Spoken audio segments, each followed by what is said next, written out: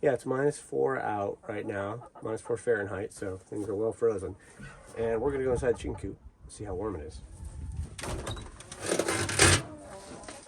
You can see in the back there, there's our water tank. So I'm just gonna open that up, take a look. So now I'm gonna put a little vinegar in just to keep them healthy. And I'm gonna see how the water's doing. We got steam coming off the floor here. I don't know if you can see it, but the deep litter method in here, the floor is probably about this deep in wood chips and chicken poop and different stuff, and it's actively composting and keeping this place quite warm. I'm going to check the water right now as I add this vinegar. All right, let's take a look at the water.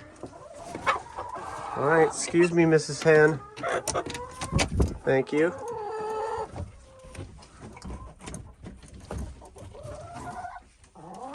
Just got a few boards on top of this to keep them from getting any debris or junk into their water, but you can see as that water moves, not a single ice crystal. It's got a little yellowish tint because we're adding vinegar just to keep the hens healthy, but you can see the warmth in here has allowed that water to remain unfrozen.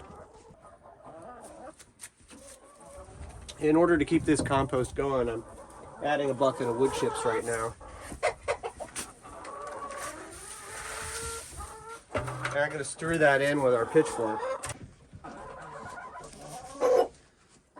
I don't know if you can see this, but the camera's having trouble focusing because there's so much humidity and steam coming off of this pile of compost that it's right in the camera frame. And I'm just stirring in our wood chips that I just added about a 5-gallon bucket full.